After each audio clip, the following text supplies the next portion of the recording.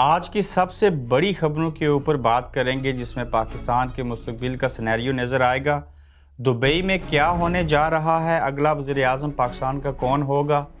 نواز شریف کی وطن واپسی کب ہو رہی ہے، بلاول بھٹو کو وزیر اعظم کی گارنٹی دینے والے غائب ہو گئے، فوجی عدالتوں کے بارے میں کیا فیصلہ ہوگا اور آنے والے انتخابات میں جو حکومت ہوگی اس میں کس طرح سے اقتدار کی تقسیم کی جائے گی۔ دبئی کے اندر تمام سیاستدان اور اسٹیبلشمنٹ اس وقت اکٹھے ہیں، وہاں کیا کچھ پلان پک رہا ہے، دبئی کیسے مرکز بن گیا پاکستانی سیاست کا، آج کی اس گورکھ دھندا کے اوپر آپ سے بات کریں گے۔ السلام علیکم، آپ دیکھ رہے ہیں گورکھ دھندا، ابرار قریشی آپ سے مخاطب ہوں۔ اس وقت دبئی کے اندر سابق وزیر اعظم نواز شریف صاحب، آصف علی زرداری صاحب، اسٹیبلشمنٹ کے لوگ، پلس اس میں شہباز شریف صاحب اور باقی پیپلز پارٹی اور نون لیگ کی قیادت بھی وہاں پہ پہنچے گی۔ اسحاق ڈار صاحب کے صاحبزادے ہیں علی ڈار، ان کا جو گھر ہے یا فلیٹ ہے دبئی کے اندر، وہاں پہ یہ سارے لوگ جمع ہیں۔ پہلے پلان یہ تھا کہ لنڈن کے اندر سارے جمع ہوں گے، لیکن اب یہ فیصلہ کیا گیا ہے کہ دبئی کے اندر ہی ان چیزوں کے بارے میں بات چیت ہوگی، چونکہ بارہا مرتبہ آنا اور جانا پڑے گا تو دبئی پاس پڑتا ہے، لنڈن والوں کے لیے بھی بہتری ہے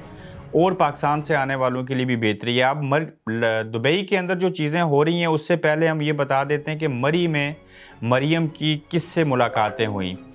دبئی جانے سے قبل مریم نواز شریف صاحبہ کی مری میں اسٹیبلشمنٹ سے جو اقتدار دینے والے ہیں،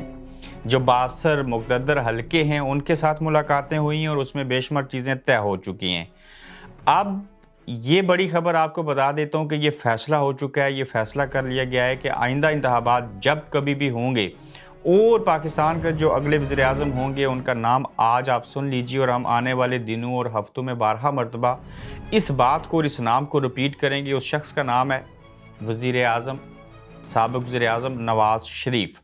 اب یہ جو دبئی میں سارے لوگ جمع ہوئے ہیں، اس کے جمع ہونے کی وجہ کہ فیصلہ کر لیا گیا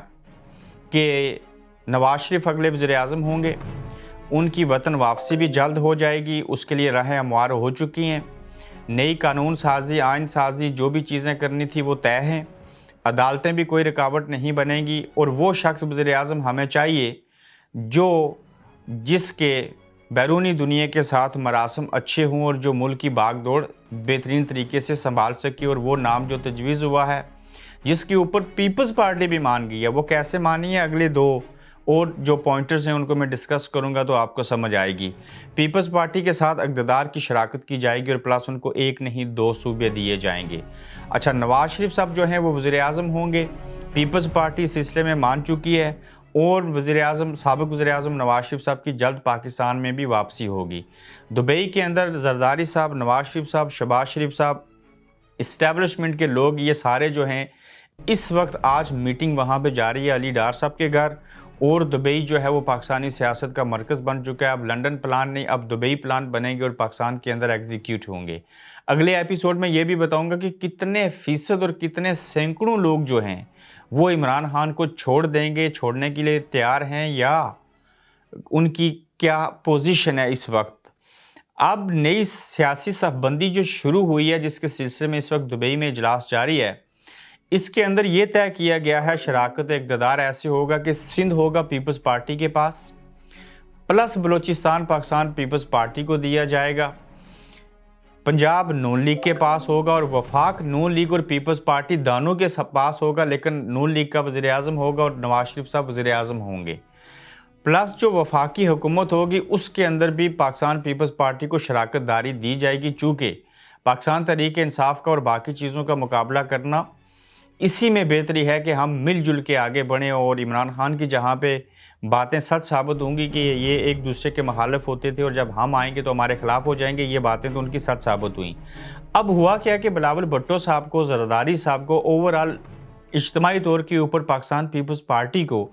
جنہوں نے گارنٹی دی تھی کہ ہم بلاول کو یعنی کہ پیپلز پارٹی کا وزیر اعظم بنوائیں گے یا بنائیں گے، یا آپ میں سے ہی پیپلز پارٹی میں سے بلاول وزیر اعظم ہوں گے، وہ گارنٹی دینے والے بھاگ گئے ہیں، بیچ میں سے غائب ہو گئے ہیں، آپ وہ نظر نہیں آ رہے۔ وہ کون لوگ تھے؟ اس وقت کے حالات کے مطابق جنرل باجوہ تھے، پھر آپ کو پتہ ہوگا سحر شمشاد مرزا یا باقی اور لوگوں کے نام بھی چل رہے تھے جو ملٹری اتاشی رہے، ملٹری سیکٹری رہے، جب آصف علی زرداری صاحب صدر پاکستان تھے تو وہ لوگ آگے آ نہ سکے۔ जो बाजवा साहब की गारंटियाँ थी वो ख़त्म हो गई। आपको याद होगा कि आसिम मुनीर साहब के आर्मी चीफ बनने में आसिफ अली जरदारी साहब रुकावट थे। जब उनको लगा कि ये वज़ीर आज़म के पास इख्तियार भी है, हम आपस में यकजा हैं, हम में फूट पड़ी, हम अगर अड़ गए कि फ़लाँ आर्मी चीफ बनना चाहिए तो फिर हमारे लिए बात ठीक नहीं होगी। चूँकि बाजवा साहब जो जाने वाले आर्मी चीफ थे और जो नए आने वाले थे, उन दोनों की ज़्यादा अंडरस्टैंडिंग जो थी वो पाकिस्तान मुस्लिम लीग नून के साथ ही, चूँकि इन्होंने बहुत अरसा कबल इमरान खान साहब की हुकूमत ख़त्म होने से पहले पौने 2 साल पहले बाजवा साहब ने नवाज शरीफ साहब से और साकिब निसार ने बतौर साबिक चीफ जस्टिस माफ़ियाँ मांग ली थी और मैसेजेस पास करवा दिए थे।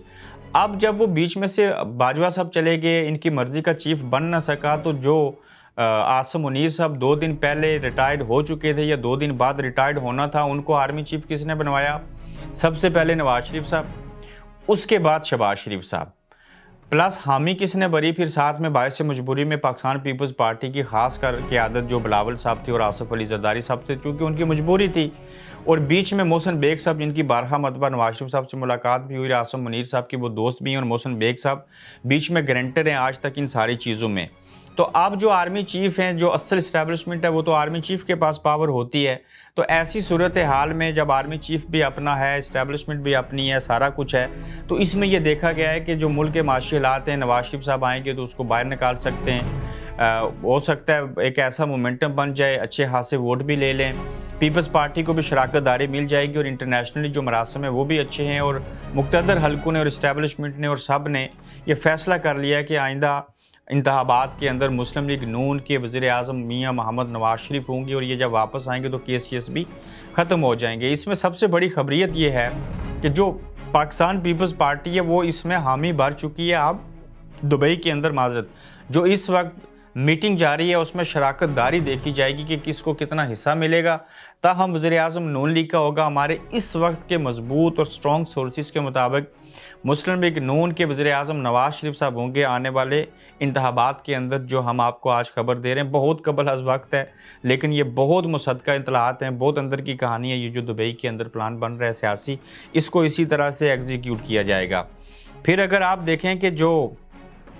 फ़ौजी अदालतें हैं वो हमारी जो अदालत है वो फ़ौजी अदालतों के बारे में सुप्रीम कोर्ट यानी कि चीफ जस्टिस जो हैं वो क्या फ़ैसला करेंगे, जो बेंच है वो क्या फ़ैसला सुनाएगा। फ़ैसले से कबल फ़ैसला बता देते हैं कि सुप्रीम कोर्ट ऑफ पाकिस्तान फ़ौजी अदालतों में सिविलियन का ट्रायल होना चाहिए या नहीं होना चाहिए, इस सिलसिले में ये फ़ैसला देंगे कि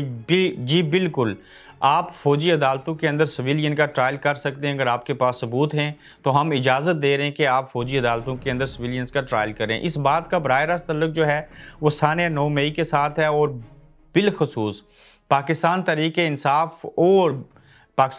इंसाफ के कारकुनों और इमरान खान के साथ शामिल है। तो जब ये अदालत फ़ैसला दे देगी कि हम इसमें रुकावट नहीं बनते, फ़ौजी अदालतों के अंदर ट्रायल हो सकता है, एक कर्नल सब केस सुन सकते हैं, एक ब्रिगेडियर के पास जो है वो अपील की जा सकती है, और वहाँ पे जब ये फ़ैसला दे दिया जाएगा अदालत की तरफ से तो इसके ऊपर एक मोहर लग जाएगी कि अब फ़ौजी अदालतों में केस भी चलेंगे, सबूत भी मौजूद हैं, और इन लोगों को सज़ाएँ भी होंगी, और ये फांसी के फंदे के ऊपर भी लटकेंगे, फांसी गार्ड भी इनका मुंतज़िर होगा, और अदालत यही फ़ैसला देगी कि हम जो हैं इजाज़त देते हैं कि आप जो हैं वो ट्रायल शुरू कीजिए जब चाहें, और हमारी तरफ से खुला इजाज़त नामा है। ये आज की अहम खबरें थी। और सबसे बड़ी चीज़, दुबई मरकज़ बनेगा, आइंदा लंदन मरकज़ कम होगा, 80% फ़ैसले वहाँ पे होंगे। आज भी तमाम क़यादत, तमाम इदारों के लोग, तमाम सियासतदान, ख़ासकर नून लीग पीपल्स पार्टी और इस्टेब्लिशमेंट वहाँ पे जमा हैं, शराकत इक़्तिदार। और ये फ़ैसला भी कर लिया गया उससे कबल के नवाज शरीफ साहब को वज़ीर आज़म बनाया जाएगा